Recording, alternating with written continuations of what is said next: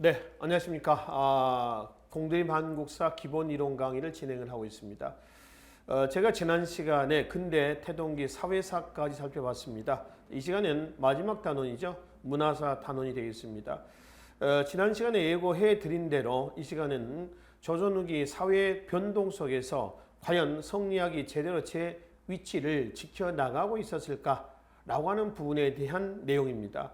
결론은 그러지 못했다라고 하는 거죠. 그래서 거기에 대한 반성에서 새로운 사상들이 수용이 되고 새로운 사상이 나타나고 성리학에 대한 비판론이 대두가 되는 이런 모습이에요. 자, 그 내용들을 우리가 이 시간에 교재 489쪽부터 해서 살펴보기로 하겠습니다. 자, 맨 밑에 조선후기 성리학의 동향의 한계를 좀 보시면 되겠습니다. 조금 걸려 읽어봅시다. 우리가 이 시기 성리학은 조선 후기 사회의 현실적인 모순을 수습할 수 있는 사상적인 한계가 노출되었는데도 불구하고 위정자들은 오히려 성리학적 지배질서를 강화하고 성리학의 명분론을 강요함으로써 지배체제를 강화하였다. 그랬죠. 결론은 우리가 근대로 넘어오는 과정에서 정치, 경제, 사회 모습들을 쭉 정리해보면 어떻습니까?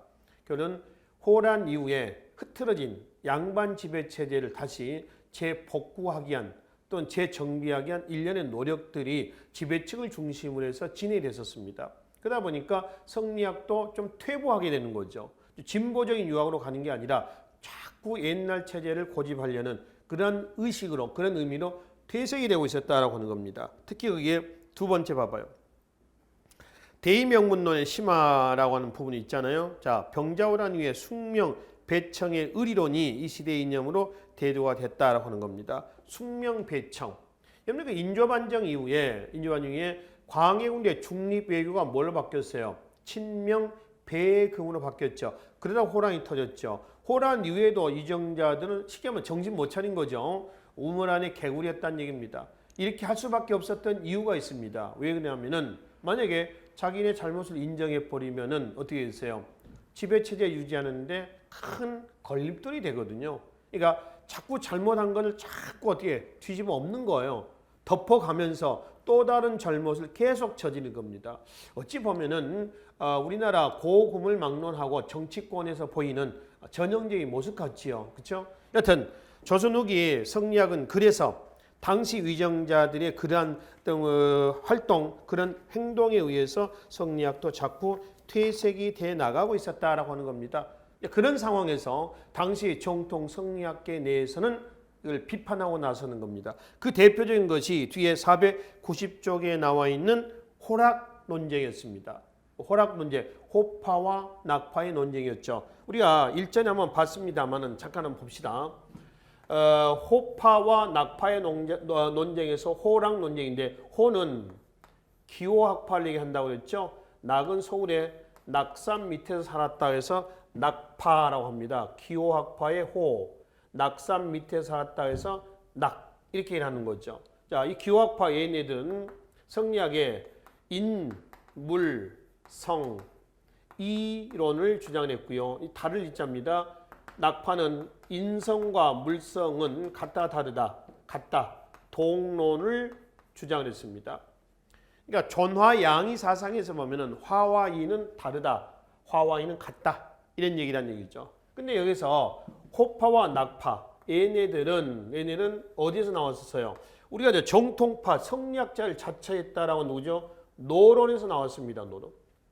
그럼 노론의 성향을 고지고대로 계승한 사람들은 호파일까요? 아니면 낙파일까요? 당연히 여기서 누구였어요? 호파겠죠. 호파. 얘네들이 될 겁니다. 그렇죠? 낙파는 이 노론의 성향에 어긋나는 그런 주장을 하고 있는 사람들이죠. 그러겠죠? 즉 인물성 이론, 인성과 물성은 다르다라고 하는 호파의 주장은 나중에 한 말 어디 왔죠? 위정척사운동. 위정척사운동 이전에 우리가 호란 이후에 봤었죠. 청을 청벌하자라고 하는 뭘로 왔죠? 북벌론. 이거는 청의 문화를 받아들이자라고 하는 뭘로 갔나요? 북학론으로 갔고요. 요 북학론이 실학에서 중상실학으로 갔으며 중상실학, 북학파죠. 나중에 어디로 가나요? 개화사상으로 넘어간다고 그랬습니다. 그리고 요 북벌론이 나중에 어디로 가죠? 위정, 척사, 사상으로 넘어간다라고 하는 거죠. 그죠? 이런 과정이에요, 지금. 특히 그 중에 북벌, 청을 정벌하자라고 하는 벌, 그 다음에 청을 정벌하지 말고 청의 이로운 문화는 받아들이자라고 하는 북학론은 중상실학의 북학파로 넘어갔으며 또 우리나라 개화의 방향이 뭔가요? 동도 서기라고 했습니다. 도는 정신문화는 동양의 것이라 두고 기술문화는 서양의 것을 받아들이자. 다시 하면 취사 선택하자. 이런 얘기입니다. 무조건 받아들이지 말자라고 하는 거죠. 이 동도석이나 그러니까 뭐죠? 바로 북학파나 북학 이론이나 다 같은 맥락에서 이해를 하시면 됩니다. 요는 여기에서 누가 등장했다는 데 의의를 두자는 거죠. 낙파가 등장했다라는데 의의를 좀 두자는 겁니다. 뭔가 문제가 있다는 거 지금 성리학 틀 내에서. 그렇죠?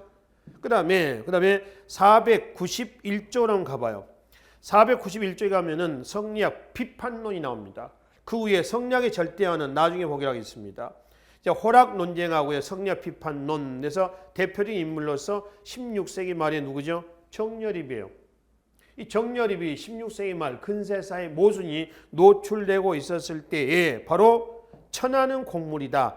하사 비군이죠. 자, 천하는 개인께 아니다. 사유께 아니다. 공적인 것이다 라고 하는 거죠. 하사 비군이란 얘기는 뭐냐면은 누구를 섬기던 임금이 아니냐라고 하는 거죠. 이거는 조선 왕조의 청년 도전하는 내용이죠. 그렇죠? 조당정면 도전하는 내용입니다. 대동계라는 조직을 결성을 해서 반역을 깼다가 도망을 가서 자결했던 바로 정여립입니다. 선조 때죠. 16세기 말.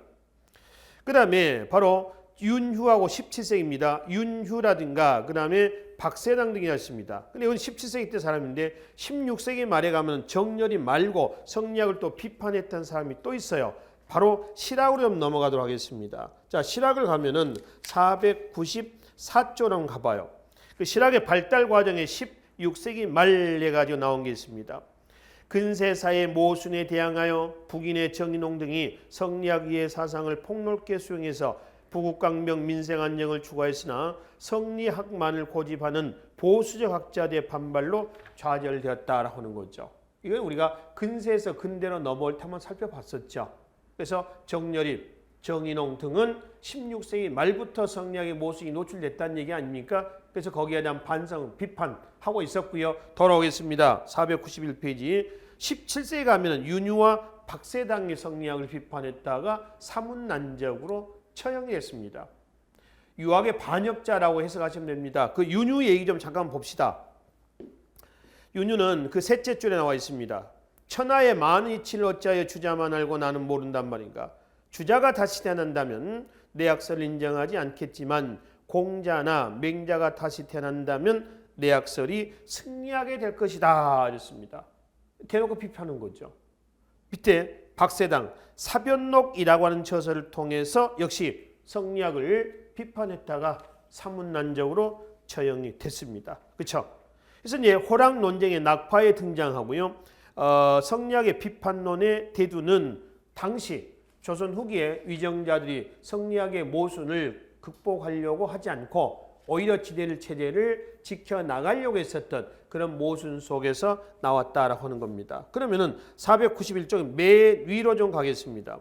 당시 양반들은 성리학을 휘청거리고 있는 조선 후기 사회에서 성리학을 어떻게 하려고 했었냐? 다시 옛날 성리학으로 돌이켜 세우려고 했었습니다. 그게 성리학의 절대화입니다. 요 얘기는 우리가 성리학 명분론에서 이런 얘기를 한번 했었어요. 이 명분론 조선 시작할 때 말씀을 드렸었죠. 존, 화,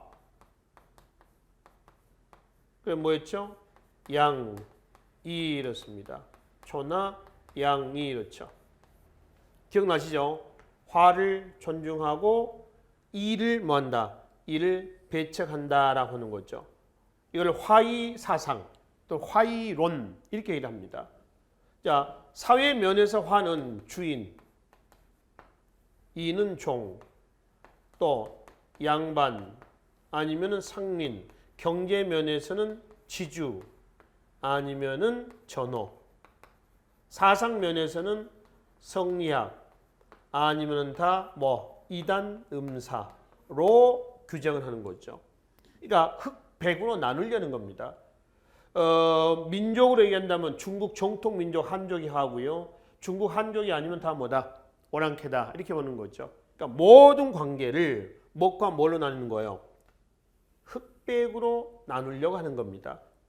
그러니까 자꾸 이제 조선 후기에 와서 정치, 경제, 사회, 사상적으로 휘청거리니까 위정자들은 다시 옛날 요 명분론의 화이 사상을 토대해서 이거 아니면 이거 체제로 다시 구분하고 이거를 명확하게 해놓을 필요가 있었던 거죠. 그러니까 다시 역사의 수레바퀴를 거꾸로 되돌린다는 그런 의미가 아니겠습니까? 그러니까 여기에 따른 이제 반발이 바로 왼쪽에 호랑 논쟁의 낙파의 등장과 그 다음에 성리학 비판론의 등장. 여기다가 이제 뒤에 보시면은 중국 명나라에서 양명학의 수용과 실학의 발생이라는 얘기입니다. 그 양명학은 왕수인이라는 사람에서 만들었습니다. 왕수인의 호가 양명이에요. 그래서 양명학라고 일합니다. 잠깐 중국 유학 좀 보기로 하겠습니다. 중국 유학을 보면은 한나라, 당나라 때 유학은 훈고학이에요. 훈고학이라고 하는 것은 유교, 경전의 작기를 글자 하나하나를 해석하는 이런 유학을 훈고학이라고 얘기를 합니다. 그다음에 당 이후에 송, 남송래 때 성리학이 나오죠. 원, 물론 원은 이제 명분을 강조했던 성리학은 아니었고 실천을 강조했던 성리학이었죠. 그게 고려말 충렬왕대 안양에서 우리나라에 소개가 됐었습니다. 명, 이때 이제 성리학입니다. 정통 성리학을 토대로 해가지고 이 성리학은 뭘 강조한다고 그랬습니까? 대의명분입니다. 명분이죠. 명분 한자로 읽겠습니다. 그 이름에 따라서 해야 할 일이 있다라고 하는 거죠. 자, 예를 들면 이거예요. 주인은 주인대로, 양반은 양반대로, 지주는 주의대로, 또 종은 종대로, 상민은 상민대로 각각 해야 할 일이 있다는 것이죠. 그렇죠? 이건 명분론이라고 그래요. 그래서 그 명분에 맞으면 하고요. 명분에 맞지 않으면 하지 않는다. 그래서 성리학을 선, 지, 뭐라고 하죠? 후, 행이라고 얘기를 합니다. 먼저 알고 그 알미 명분에 맞으면 행하고 명분에 맞지 않으면 행하지 않는다. 이런 뜻이에요. 그렇죠? 그래서 성리학을 뭐라고 하냐면은 허, 지, 학이라고도 얘기를 합니다. 이 허는 뭐냐면은 껍데기만의 학문이다. 그래서 허의 허. 이게 성리학이라는 얘기죠. 근데 중국에서도 이 성리학의 문제 한계가 노출됐습니다. 그래서 명 후반에 가잖아요. 명 후반에 가면은 왕수인에 의해서 뭐가 나왔다고? 양명학이 나오고요. 또 중국에서도 실학이 나왔습니다. 그 양명학은 뭘 강조했느냐? 바로 명분을 강조했던 성리학에 대한 반성에서 실천을 강조합니다. 실천, 행하는 걸 중시하는 거죠. 그래서 성리학이 선지후행이다 라고 한다면 양명학은 뭐라고 하죠? 지, 행, 합, 일이다.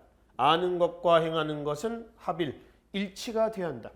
일치가 되지 않는 알면 알미 아니다. 이런 얘기가 되는 것이죠. 그렇죠?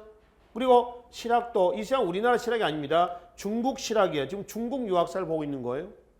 그러니까 중국에서도 실학이 나왔듯이 우리나라에서도 자생적인 실학이 나왔다라고 하는 겁니다. 그럼 실학은 무슨 얘기냐 하면은 실, 지, 학이란 뜻입니다. 즉 껍데기만의 학문에 즉 성리학의 허, 지, 학에 대한 반성에서 나왔던 뭐다? 현실 개혁의 학문이다. 실지학입니다. 아시겠죠? 그 중에 요 양명학 있죠. 이 양명학이 소론 있죠. 소론 정제도에 의해서 수용이 돼서 집대성이 된 겁니다. 이 양명을 우리 한국사에 좀 보려는 겁니다. 다시 중국사로 갑니다.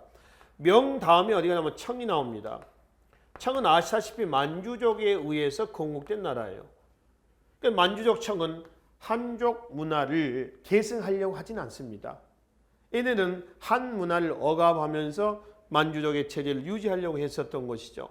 그래서 이제 한나라 문화의 정치적인 내용들은 비판하지 못하도록 하고요. 한족들이 만주족들이 통치 목적하에서 옛날에 이미 연구했던 역사, 지리, 금성문 이런 것들을 연구하고 다시 고찰하게 합니다. 그래서 나온 청라대 유학을 고찰하고 증명한다 해서 뭐라고요? 고증학이라고 그래요. 어떤 분야에서의 고찰 증명이냐 그러면 이미 연구해 놨던 부분입니다. 역사, 지도, 지리서, 또 금성문 이런 부분이에요. 그러니까 비정치적인 분야에 대한 고증학이 되는 것이죠. 이 고증학이 우리나라에 들어와요. 그래서 우리나라에 뭐에 영향을 주냐면은 실학 성립에 영향을 줍니다. 그러니까 실학시대 때 유독 역사, 지도, 지리서, 금성문에 대한 연구가 심화가 됐던 배경은 중국 청나라의 뭐에 이 고증학의 영향을 받았다라고 얘기하는 것이죠. 그래서 중국 명나라 실학이 아니라 우리나라 실학은 고증학의 청나라 고증학의 영향을 받은 것이다라고 한다는 것이죠. 이게 중국 유학사입니다. 그 중에 이제 중국의 양명학과 고증학을 좀 살펴보기 위해서 이전에 홍구학이나 성리학들을 다시 한번 들춰봤습니다. 그러면 이제 492쪽에 한번 봅시다. 이 양명학이 누구에서 수용됐냐면은 소론에 의해서 수용됐다로 소론. 특히 전례 과정 시발점을 봅시다. 우리나라에 들어온 건 중종대 때입니다. 양명의 경전 전습록입니다.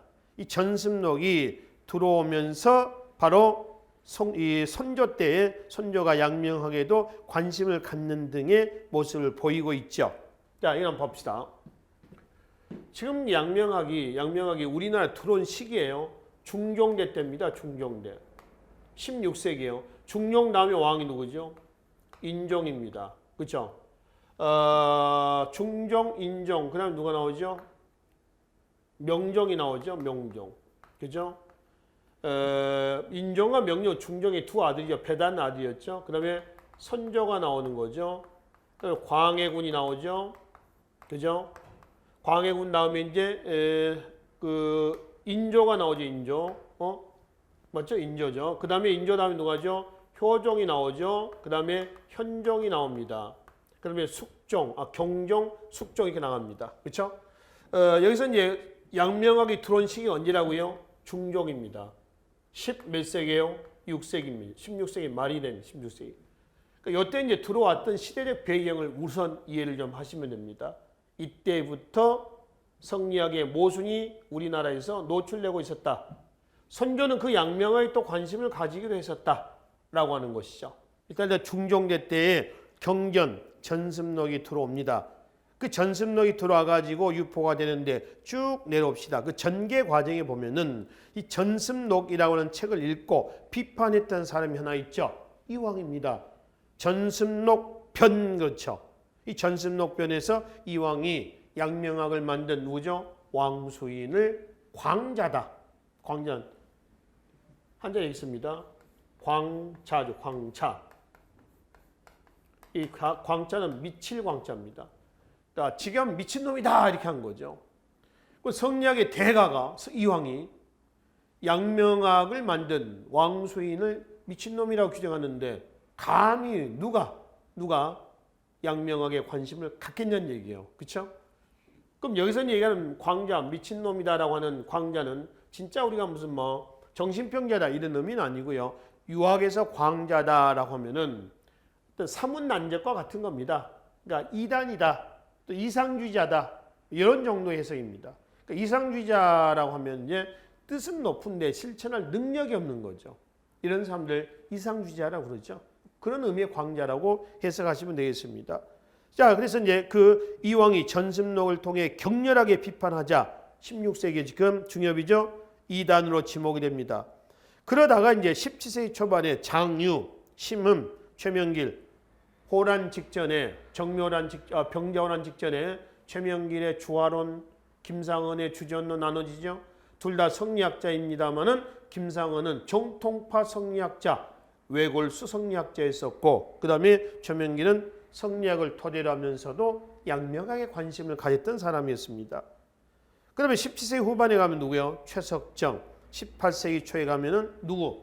정제두가 강화도에서 연구가 되면서 강화학파가 만들어집니다. 존원, 만물일체설 등을 통해서 양명학을 집대성을 했습니다. 이 계열이 전부 다 소론 계열입니다. 우리가 분당 정치에서 보면은 자 노론과 소론이 서인에서 갈라지죠. 서인이 노론과 서론으로 나눠지게 된 계기는 숙종대 때에 경신한국 이후 서인의 남인에 대한 처벌 문제를 놓고 강경파 노론과 누구였죠? 송시열, 옹검파 소론 누구였죠? 윤측입니다.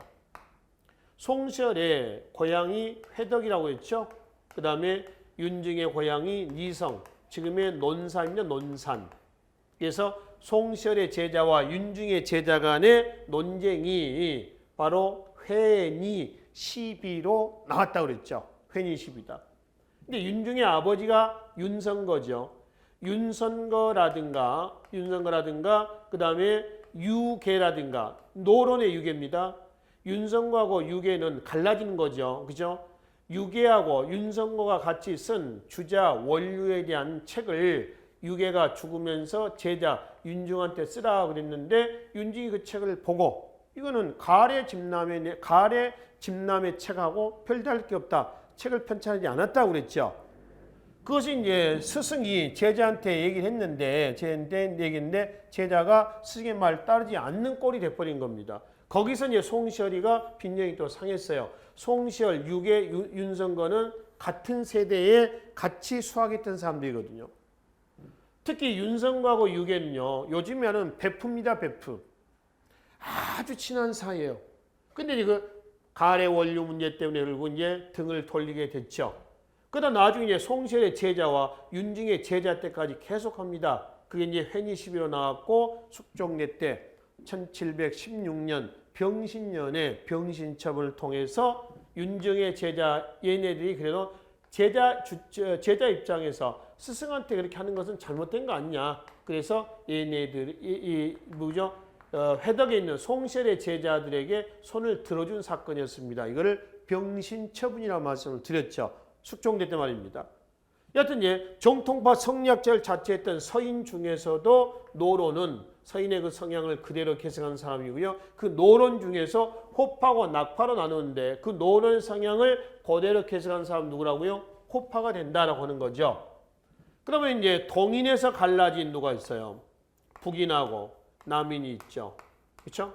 우리가 사색분단 그러면 노론, 소론, 북인, 남인을 얘기를 합니다. 그 중에 성리학자, 전부 다 성리학자죠. 성리학이라는 틀 안에서 약간의 반성리학적 성향을 가진 사람들 누구냐 하면 소론하고요. 누구예요? 남인입니다. 양명학을 수용했다라는 소론하고 실학을 연구했다는 남인 이렇습니다. 근데 이 남인은 다시 영남 남인과 근기 남인으로 나눠집니다. 여기서 이제 근기는 경기도 남인이라는 얘기입니다. 그러면 중농실학을 연구했던 사람은 영남 남이냐 아니면은 근기 남이냐? 근기 남이네요. 서울 부근에 살았었던 얘네들이 중농실학자고요. 그런데 영남 남이는 정통 성리학자가 되는 겁니다. 여튼 사색분당 중에서 노론과 소론은 탈성리학적 성향을 가진 사람들이다 라고 보시면 됩니다. 그래서 정제도가 18세기 초 강화도에서 존원, 만물일체설 등을 통해 가지고 하나의 학파를 성립을 시켰죠. 그래서 강화학파다라고 얘기를 하고요. 이 성리학이 다시 이 양명학이 당시 위치는 겉으로는 쉬쉬합니다. 근데 속으로는 양명학을 추앙하는 사람들이 많았어요. 그래서 그를 사자성어로 우측에 보면은 양주음왕이라는 용어가 있습니다. 양명학에서 영양의 기억의 법은 나와 있죠. 양주, 양. 겉으로는 주자학, 성리학이죠.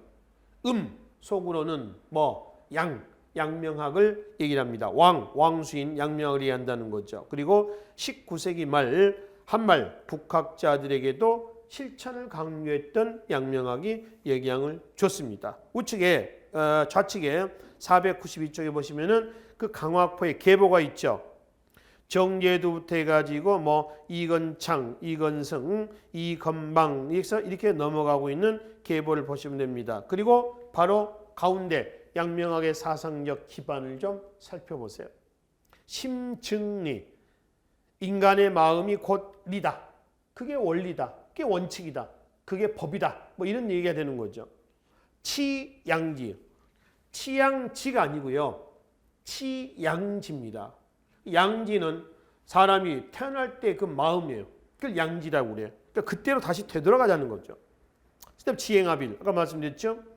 아는 것과 행하는 것은 일치가 돼야 한다. 일치가 되지 않는 알면 알미 아니다. 이런 얘기입니다. 그죠? 그래서 심증리, 치양지, 지행합일. 자, 이런 용어들이 나오잖아요. 뭐에 대한 얘기인가요?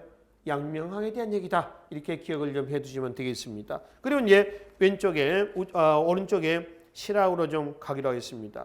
실학은 현실 개혁의 학문이다. 조선 후기의 정치, 경제, 사회 모순 속에서 등장을 했고요. 밖으로는 서양 문물의 영향이라든가 청으로부터 들어오잖아요. 뭐 천주교의 영향이라든가 이런 것들의 영향을 받아서 이제 눈을 좀 뜬 거죠. 그래서 나타난 것이 18세기 때의 실학이 되겠습니다. 494쪽의 맨 위에 실학에 대한 용어에 대해서 나와 있는 부분이 있습니다. 맨 위에 실학이라고 하는 것은 꼭 18세기 때 이것만을 얘기하는 것은 아닙니다. 자, 고려시대는 불교에 대해서 유학을 실학이라고 했습니다. 실학 그러니까 현실 개혁의 학문이다. 요 실학이라는 얘기입니다.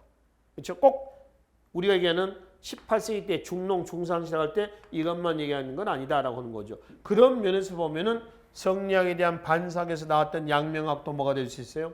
이것도 실학이 될 수가 있는 거죠. 그러니까 실학이라고 하는 건 꼭 정형화된 것은 아니다라고 생각하시면 되겠습니다. 마찬가지입니다. 예를 들어서 훈구학에 대한 반성에서 나왔다 그런다면 성리학도 실학이 될 수가 있다. 이런 얘기가 되는 것이죠. 조선 초기에는 사장학에 대해서 사장, 시가와 문장, 한문학이죠. 사장학에 대해서 성리학을 실학이라고 했고 조선 후기에는 근대 지향적이고 민족주의적이고 또 민본주의적인 이 유학을 실학이라고 합니다. 우리가 얘기하는 실학은 보편적으로 18세기 때 청나라 고중학의 영향을 받고 안울의 정치경제 사회 모순 속에서 나왔다는 18세기 때의 실학, 이걸 일반적으로 우리가 실학이라고 얘기를 한다라고 하는 겁니다. 근데 이 실학이 18세기 때 갑자기 튀어나온 건 아니죠.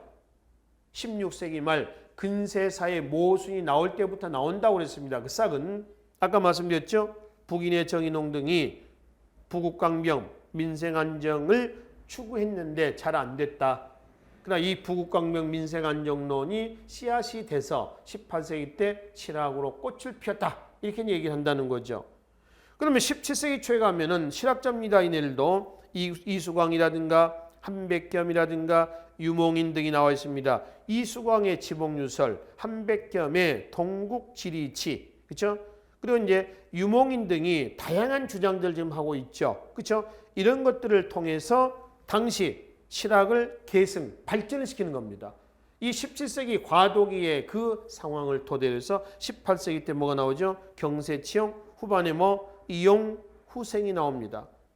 이 경세치용이라고 하는 뜻은 직역하면은 세상을 다스리는데 실제로 도움이 되는 학문.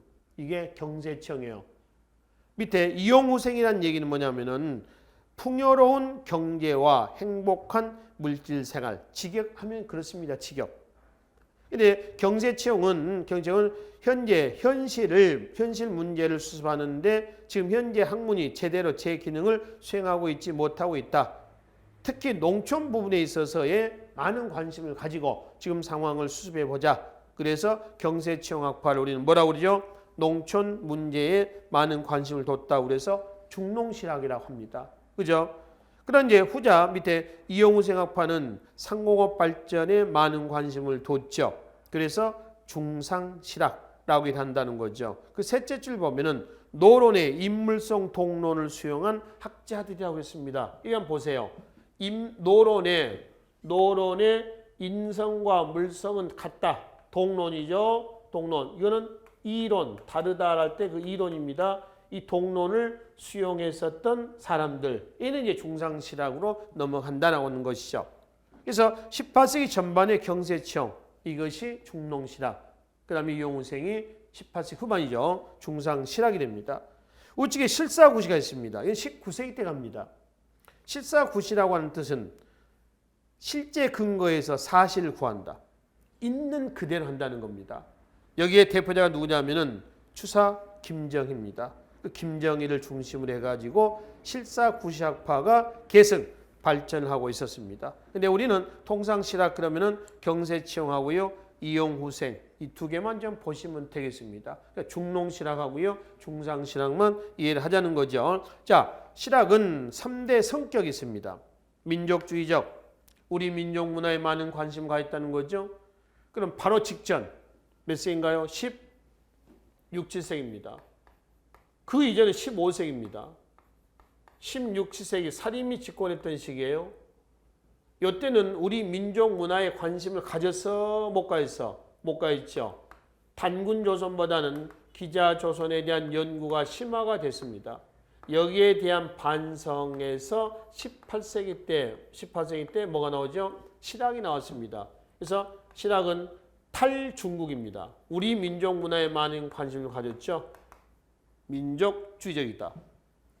또 하나 민본적이다 그랬습니다. 민본주의적이다. 이거는 16, 17세기 사림 집권기 때에 농촌 농민경제 즉 민생 외면에 있었습니다. 민생 파탄이었죠. 여기에 따른 반성 이것이 피지배층의 권익대변에 노력했다라고 하는 민본주의적인 얘기고요. 마지막 실학의 3대 성격은 뭐라고 했어요? 근대지향적이라고 그랬죠. 그러면 바로 직전에는 근대지향적이 아니라 오히려 오로지 퇴보하고요. 진보가 아니라 퇴보하는 문화였습니다. 과학기술학도 관심을 안 가지고 그랬잖아요. 근데 실학자들은 과학기술학에도 관심을 갖고 서양의 과학기술을 받아들여서 계속 발전시키려는 노력을 다양한 부분에서 단행했습니다. 그래서 근대지향적이라고 그래요. 이게 실학의 3대 성격입니다. 그러나 실학이 갖고 있는 한계도 없지 않아 있습니다. 한계는 뭐예요? 제야 지식인의 주장이었다. 그래서 정책에 반영이 됐다 안 됐다? 안 됐다는 겁니다. 실학이건 양명학이가 나왔지만은 이 시기 때 사상계의 도도한 흐름은 여전히 뭐였다는 거예요? 성리학이었다는 겁니다. 그럼 양명학과 실학이 당시에는 빛을 못 본 거거든요. 그럼 공부할 필요가 없지 않느냐? 아닙니다. 성리학의 모순이 나타나고 있었을 때 당시 위정자들, 당시 지식인들입니다. 당시 지성들은 입 꾹 다물고 있지 않았다는 겁니다. 뭔가를 하기 위해서 여러모로 노력을 하고 있었다. 이런 얘기 되는 거죠. 아시겠죠? 자, 그래서 여기서는 중농실학과 중상실학자들의 주장, 또 개혁 사상, 뭐 토지제도 주장 내용 이런 것들을 중심으로 해서 살펴보자고요. 일단 각 실학자들의 내용을 보기 전에 크게 중농실학과 그다음에 중상실학자들에 대한 개략적인 성향 좀 보고 넘어갑시다. 중농실학이 18세기 전반이고요. 중상실학이 18세기 후반입니다. 이 중농실학은 남인에서 많이 나옵니다. 남인데 근기 남인이에요. 영남 남인은 정통 성리학자라고 했죠. 이황 계열입니다. 여기는 근기 남인에서 제야 남인들입니다. 여기는 누구죠? 중상실학자는 노론입니다. 노론. 근데 노론은 정통파 성리학자 아닙니까? 근데 노론인데 호파 노론이에요? 낙파 노론이에요? 낙파 노론이 여기에 해당이 된다는 거죠. 자, 중농실학자의 계보 좀 보겠습니다. 반계, 유영원, 성호, 이익, 다산, 정약용. 중상실학자 그러면 선구자는 농암, 유수원. 근데 유수원은 다른 사람들 유수원 다음에 이제 담원, 홍대영, 연암, 박지원, 그 다음에 초정, 박재가 됐습니다. 홍대영이나 박지원이나 박재가는 노론입니다. 근데 유수원은 노론이 아니고요. 소론이에요. 소론. 사색분당에서 탈성리학적 성향이 좀 강하게 내재가 된 사람들이 약간 누구라고 했어요? 소론하고 남인이라고 그랬죠. 그 소론입니다. 정계도도 뭐야? 소론이다 라고 하는 거죠. 소론이에요. 아시겠죠? 자, 계속 보겠습니다. 중농실학은 성호 이익 때 하나의 학파가 성립됩니다. 그래서 성호학파 또는 근기학파라고 얘기를 하고요. 여기는 청해학문을 이론학문을 받아들이자 해서 뭐라고 하죠? 북학파. 북학은 청나라 학문을 북학이라고 말씀을 드렸죠. 그 다음에 얘네들이 주장했었던 것은 뭐냐? 중농실학자의 주장은 우선 토지 제도를 계획을 하자. 그 다음에 자영농을 육성하자. 그래서 유영원의 관계 유형의 균전제, 성호이계 한전제, 다산정약용의 정전제 그 대안으로 나왔던 것이 다시 여전제 대안으로 나왔던 것이 정전제입니다. 근데 중상시작자들은 토지제도 개혁과 자영용성에 무관심한 건 아닙니다. 이거 하는데 하면서 우선 얘네들은 상공업을 진흥을 시키자. 그리고 기술 혁신을 하자는 겁니다. 그러니까 얘네는 이걸 먼저 하고 이걸 나중에 하자는 거고요. 이 사람들은 이걸 먼저 하고 이걸 나중에 하자는 겁니다. 궁극적인 목표는 같습니다. 중농실학자건 중상실학자건 얘네들의 궁극적인 목적은 뭐냐면은 부국 강병 뭐 하자는 거예요?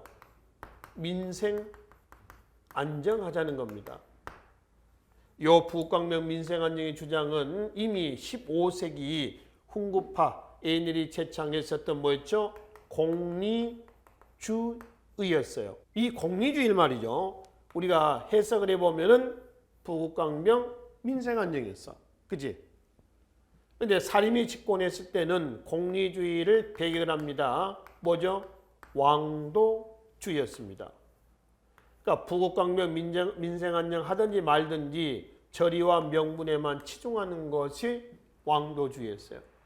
그래서 18세기 때 실학자들은 이 공리주의가 이때 오면서 계승이 안 됐죠. 그러니까 그거를 다시 뭐 하자는 거예요? 부활하고 부흥하자라고 하는 겁니다. 실학은 우리가 한국 사회에서 18세기 실학은 르네상스식이다. 자, 르네상스란 얘기는 무슨 얘기인가요? 르네상스란 얘기는 재생, 부활, 부흥이죠. 그럼 뭐에 대한 재생과 부활과 부흥이냐라고 하는 거죠. 바로 15세기 민족 문화에 대한 재생과 부활과 부흥이다. 이런 의미가 되는 것이죠. 그죠? 그래서 이제 얘네를 주장과 얘네 주장이 전혀 다른 건 아닙니다. 뭘 먼저 하느냐? 이걸 두고 한다라고 하는 겁니다. 우리가 앞에 경제표에서 광업에서 화폐에서 보면은 중농시학자들은 전황이라고 하는 상황에서 화폐를 쓰자 말자. 패전론이었죠. 그러니까 중농시학자는 농촌의 농민들 입장에서 많이 고민했습니다. 그러면 전황이라는 현상에서 농민들이 많은 피해를 보니까 그 전황이라는 현상에서 야기했던 화폐 없애자 이거죠. 근데 얘네들은 상공업 진흥을 위해서는 그래도 돈을 쓰자. 뭐죠? 용전론을 주장을 하고 있었던 거죠. 나중에 중농시학자는 어디로 가냐 그러면 한말 국학자 흥선대원군의 민생 안정책에도 영향을 줍니다.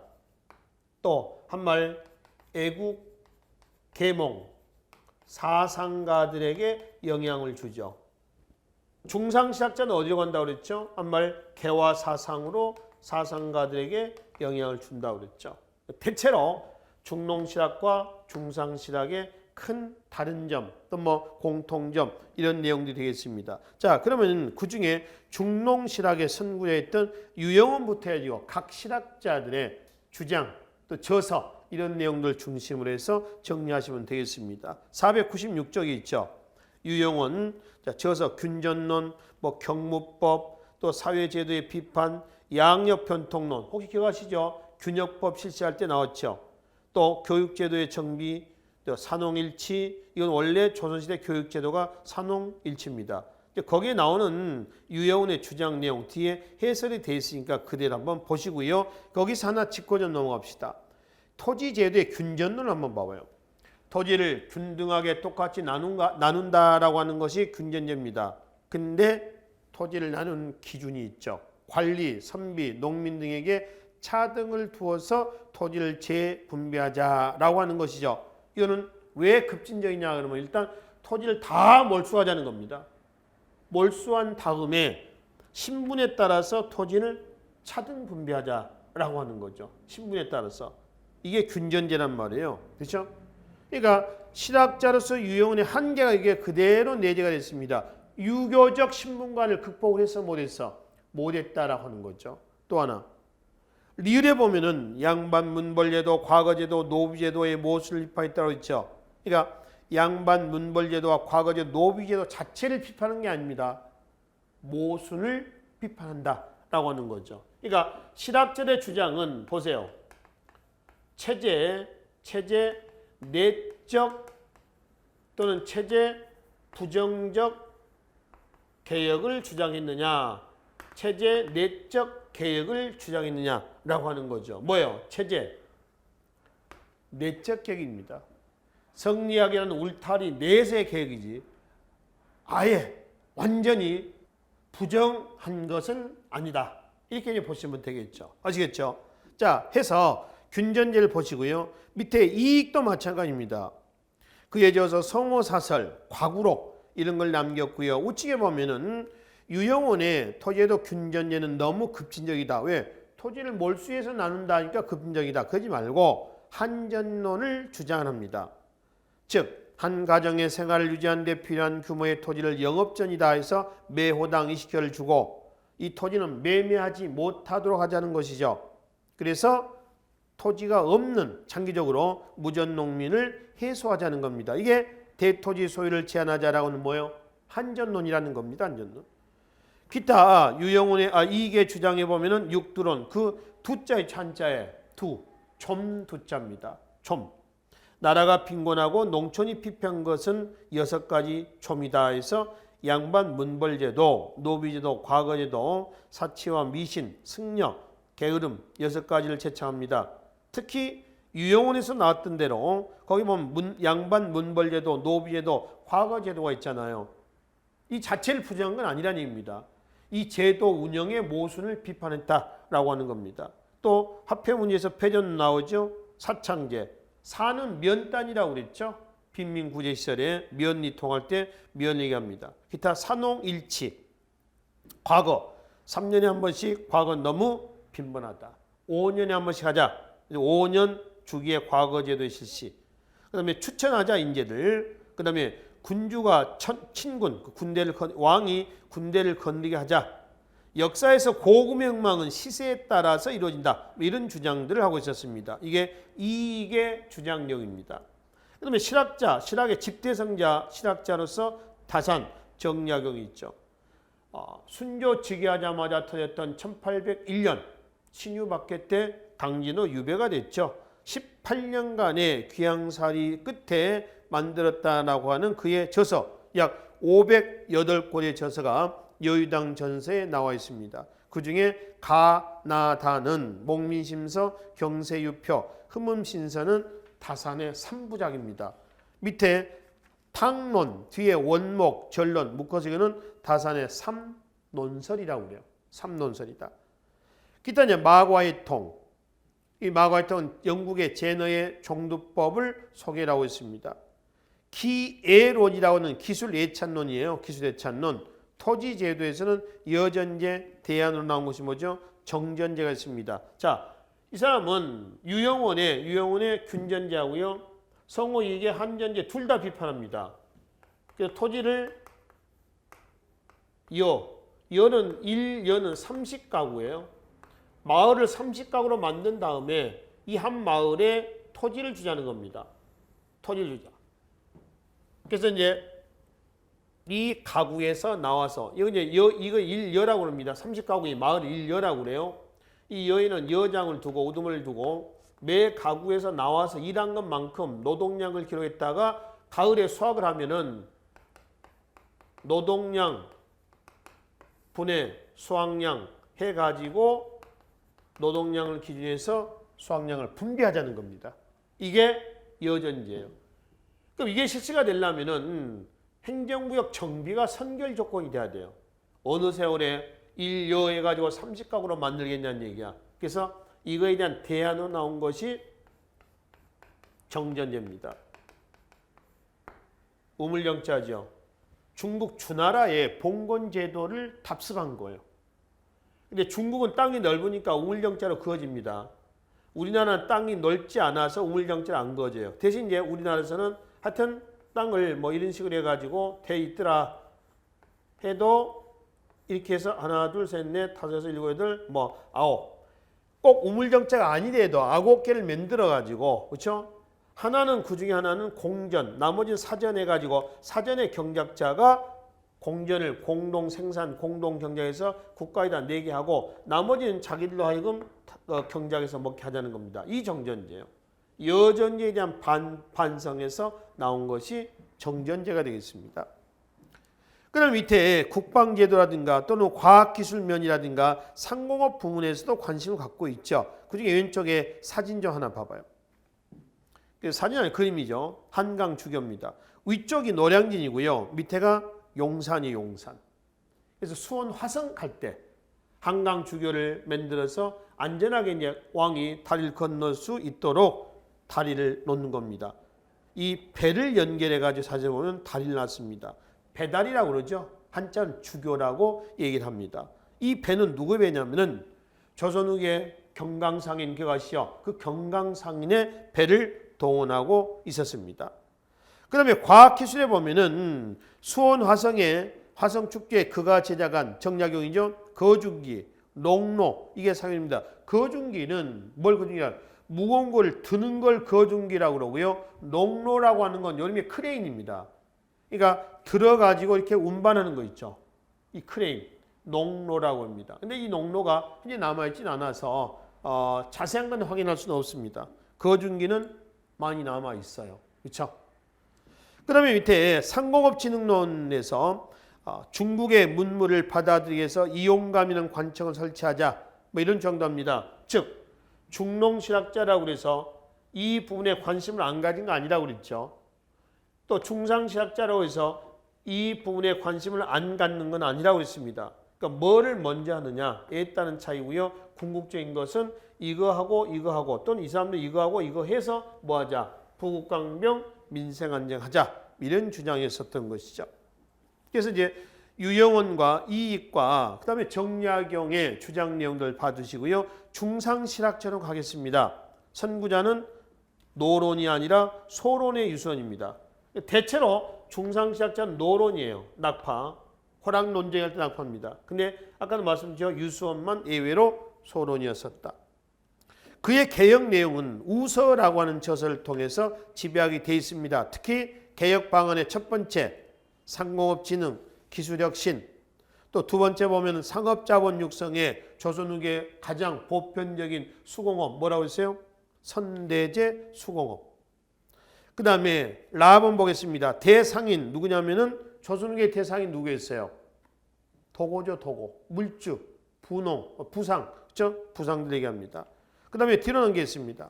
담원 홍대용이 있습니다.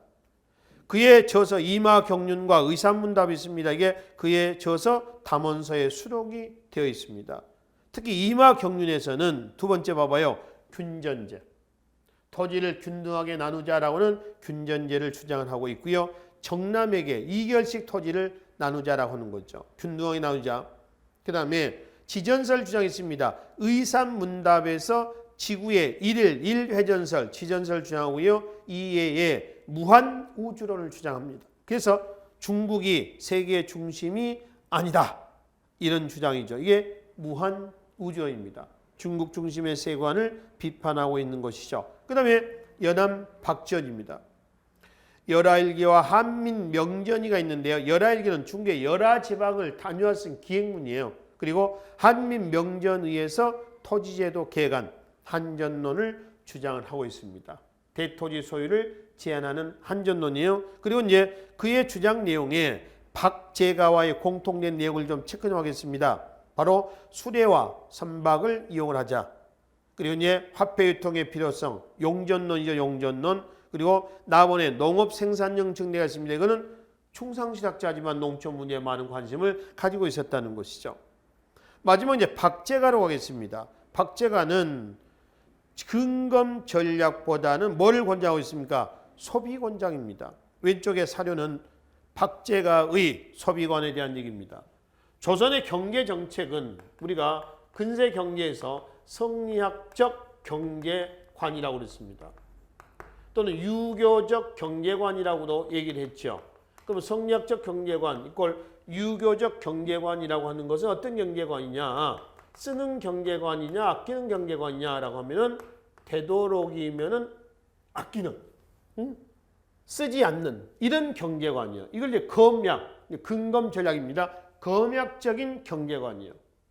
이런 경제관이 사실 뭐 경제 정책에서 뭘로 나왔어요? 억상, 중농 억상 할 때 억상 정책 나왔죠? 조선의 공예에서 나옵니다. 조선의 공예는 어떻게 나왔죠? 검소, 소박, 그렇죠? 또 유교적, 성리학적이라는 얘기가 있죠?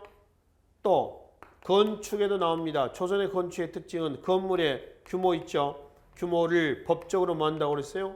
제한한다고 그랬어요. 건물의 규모의 법적 제한이다. 이런 것이 성리학적 경제관, 이런 경제관이 그대로 반영이 된 분야예요. 근데 지금 현재 18세기 후반 누구죠? 박제가는 뭐를 강조하고 있다고요? 소비를 권장합니다. 그 사례에 보면 그게 있죠. 쓰자는 겁니다. 소비하자는 거죠. 그래 더 생산할 거 아니냐 이거지. 자, 모두 다 비단 옷 입어버리자. 그래야지 여공이 산다. 찌그러지거나 깨진 그릇 다 버려버리자. 그래야지 도공이 또 새로운 걸 만들어낼 거 아니냐 이 얘기죠. 그렇죠? 우물물 아깝다고 안 퍼먹으면 물 썩는다는 겁니다. 물을 계속 퍼먹어야지 새로운 물이 나온다는 거예요. 그렇죠? 그래서 생산과 소비와 관계를 우물물에 비교했던 누구죠? 박제가가 되겠습니다. 중상실학을 집대성인했던 사람이죠. 그의 저서가 북학의라고 하는 저서가 남아 있습니다. 그래서 중농실학자와 중상실학자의 주장 내용들을 이렇게 보시고 우측에 국학연구학대입니다. 자, 이거 한번 봅시다. 국학연구학대는 이거예요. 바로 직전에 살인들은 우리 민족사에 대한 연구가 조금 미비했습니다. 15세기 때는 단군조선에 대한 연구가 심화가 됐다. 근데 살인이 집권했을 때는 단군조선이 아니라 기자조선이었죠. 단군조선을 비판하고 부정하고 기자조선을 숭상했습니다. 근데 이제 실학자들은 그렇게 안 보죠. 왜 자꾸 중국에 끌려다니는 얘기입니다. 중국 건 중국 것이고 우리 건 우리 것이다. 이러죠. 그래서 우리 민족 문화에 많은 관심을 가져요. 그래서 실학의 3대 성격에서 뭐라고 그래요? 민족주의적이다 라고 얘기를 한다는 것이죠. 특히 역사학, 뒤에 넘기겠습니다. 금성문, 지도, 지리, 우측에 국어, 그다음에 백과 사전적 저서 등에서 나타납니다. 이거는 실학이 청나라 뭐에 영향을 받았다는 거죠? 고증학의 영향을 받았었다. 즉 이런 분야에서의 연구가 왜 하필 실학 시대 때에 빈번했냐, 많았느냐라고 하는 것은 이 고증학의 영향을 받은 것이다 라고 하는 것이죠. 그 안종복은요, 이익의 수제자입니다. 이익은 우리나라의 독자적인 우리나라 역사의 독자성을 인식을 했습니다마는 체계적인 역사서를 남기지 못했습니다. 그의 제자가 그가 주장했던 삼한정통론을 완성을 시킵니다. 안종복이죠. 동사강목입니다.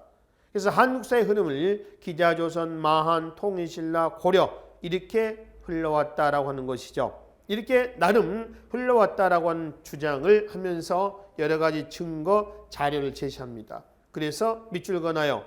안종복의 동사강목은 고증 사계 토대를 닦았다. 이렇게 한다는 거죠. 이긍익은 조선시대 정치 문화사를 정리한 연려실 기술, 기사본말체죠. 이동희 동사, 유득공 발해고 묶어요. 꼭 기억을 해두십시오. 마지막 줄. 이 두 책은 고대사 연구의 시야를 만주 지방까지 확대시킴으로써 뒤로 갑니다. 한반도 중심의 협소한 사관을 극복하는 데 기여했다. 즉 이종의 동사하고 유득공의 발해고는 결국 어디에 대한 역사예요? 옛날 우리 고구려 고토에 대한 역사예요.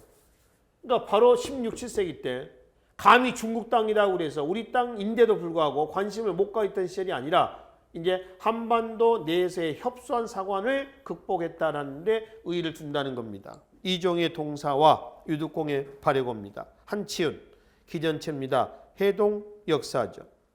이 단군조선에서 고려 말까지 써놓은 책인데요. 이는 중국에 다시 일본에 갔다 온 통신사들이 여러 책을 가지고 와서 참고해서 쓴 책이에요. 그래서 한춘해동 역사는 밑줄 민족사 인식의 폭을 넓히는 데 기여했다. 이렇게 평가합니다. 그러면 국사 인식의 폭을 넓혔다는 얘기는 중국과 일본의 자료를 참고했는데 이 중국과 일본의 자료는 어떤 경로를 통해서 우리나라에 들어왔느냐라고 하는 거죠. 일본의 외란 위에 갔던 통신사에 의해서 들어왔다라고 하는 거죠. 자, 그러니까 이제 특정 개인의 특정 역사서를 잘 매치점시켜 놓고요. 그 역사서의 주요 내용의 맥락을 이해를 하시라는 겁니다. 금성문에서는 김정희의 금석관록이 있습니다. 북한산비하고 황초령비 있죠. 마을령 황초령 할 때 그 황초령비를 진흥왕 순수비로 고증을 했습니다. 밝혔죠. 그 다음에 지도 지리서가 나와 있습니다. 조선 전기 때 지도 지서는 통치 목적이라고 그랬죠. 근데 조선 후기 때 지도 지서는 실학자들에 의해서 산업 문화에 대한 관심하에서 연구가 됐습니다. 특히 영조 때에 최초로 백리척 축적법을 사용한 정상기의 동국지도. 그 다음에 김정호의 대동여지도 16만 분의 1, 십리마다 눈금, 그리고 22첩의 목판으로 되어 있어요. 잉크를 묻혀서 찍어내면 돼. 그래서 김정호의 대동여지도는 지도 대중화에 기하했다. 이렇게 이제 평가합니다. 자, 지리지의 밑에 읍지가 있습니다. 각 지방의 읍의 내력을 써놓은 거고요. 역사 지리지의 동국 지리지와 강계고 또 아방강역고 인문지리지의 이주관의 택리지 기타 유영원의 동국 여지지 신경류의 산경표 또 정약용의 대동수경 이런 것들이 나와 있습니다. 이든 조선 전기 때 지도는 국방강화 지서는 행정적인 즉 중앙집권의 목적이 있는데 조선 후기 때 지도 지서는 우리 산업 문화에 대한 관심 속에서 주로 실학자가 그리고 주로 상인들이 많이 이용을 하고 있었다는 특징을 가지고 있습니다. 우측 하단에 국어학 연구소 참고하시고요. 백과사전적 저서도 마찬가지입니다. 맨 밑에 대동 운부 군옥부터 뒤에 명남루 총서까지 있죠. 이 책 제목들 쭉 한번 봐두시고요. 공통점은 뭐예요? 백과사전적 저서입니다. 실학자들이 다양한 부분에 많은 관심을 갖습니다. 그래서 이 사람들이 그 분야에 있는 것들을 총취합해서 편찬했던 책이다라고 보시면 되겠죠. 그러면 서양의 과학기술은 밑에 그 이광정부터 해가지고 우측에 벨테브레이, 하밀까지 나와 있습니다. 자, 그 중에 몇 사람만 좀 훑어봅시다. 마테오 리치의 권요만국 전도 세계 지도죠. 이 권요만국 지도를 전도를 소개한 사람이 선조 때 이광정이에요. 쭉 내려오겠습니다.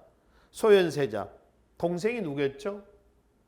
복림대군이죠. 그 복림대군이 뭘로 등장합니까? 효종으로 등장했죠. 호란 때 소현세자하고 복림대군이 청에 끌려갔다가 오면서 가져온 것들이 되겠습니다. 자, 우측에 네덜란드 사람이죠. 한국에 귀화한 잔류했던 벨테브레이 박연이라는 사람이죠. 하멜 표류기를 썼던 그 하멜입니다. 자, 그리고 이제 과학기술학에서 보면은 이제 조선 전기 때는 이러한 서양 과학기술 문물을 토대로 해가지고 조선 후기 때는 민생 안정과 관련해서 실학자들에서 연구가 됐다. 근데 조선 전기 때는 통치 목적에서 중인들에서 연구가 됐다라고 하는 것이죠. 그래서 나타난 과학기술 뒤에 천문학, 역법, 수학, 그다음에 의학 있죠. 이런 것들이 실학의 3대 성격에 뭐에 해당되나요? 근대 지향적입니다. 그러면 우측에 이제 밑에 나오면은 507쪽의 맨 밑에 농업이라든가 뒤에 뭐 기타 이런 게 있죠. 그거는 피치층의 입장에서 많은 관심을 가졌다. 실학을 뭐라고 그래요? 민본주의적이다라고 합니다. 실학의 3대 성격 그렇게 해서 민족주의적, 민본주의적, 그다음 뭐죠? 근대 지향적이다라고 얘기를 한다는 거죠. 아시겠죠? 자, 천문학에서는 단연 지전설입니다. 우리나라의 최초로 우리나라에서 최초 지전설을 주장했던 사람이 김성문입니다. 역학 도해가 있고요. 기타 홍대용, 그 다음에 정약용, 그 다음에 이익 다 지전설. 근데 이익은 나중에 천동설로 다시 회귀를 합니다. 처음에는 지전설을 주장했다가 그리고 이제 쭉 내면 역법의 시언력이 있죠. 시언력은 청나라의 달력이에요. 효종대 김육이라는 사람이 도입했습니다. 이 시언력이 들어오기 이전에는 무슨 달력이 사용됐을까요? 세종대 때 한양을 기준했다는 칠정사입니다. 시연력 다음에는 뭐가 나오면 을미개혁 때 뭐가 나오죠? 태양력이 나옵니다. 우리가 쓰는 양력이에요. 태양력 이게 해당하는 거죠. 기타 수학 참고하십시오. 의학 분야에서는 조선 후기 의학의 특징은 임상일치입니다. 그러니까 그간의 연구 업적을 몸에 직접 접목시킨 단계죠. 그중에 허준의 통일보감, 유네스코 세계 기록유산이죠. 18세기 정약용의 마과해통, 특히 마과해통은 천연두 예방에 관한 종두심법 요지라는 그의 저서도 있고요. 또 마과해통은 홍역, 마진이라고 그러죠. 이 마진, 홍역에 대한 연구를 진전시켜서 마과해통 다음에 나왔던 종두심법 요지에서 종두법을 최초로 소개를 하고 있습니다. 19세기 때 이재마의 동의수세범 사상의학 있죠. 태양, 태음, 소양, 소음입니다. 오늘날 한의학에도 영향을 주고 있는 책이죠. 태양, 태음, 소양, 소음 하는 것은 우리 체질에 맞는 그러니까 똑같은 두통이지만은 그 체질에 맞는 약을 쓰자는 겁니다. 그래야지 빨리 낫는다 이런 얘기죠. 농업은 조선 후기의 농업에서 살펴봤는데요.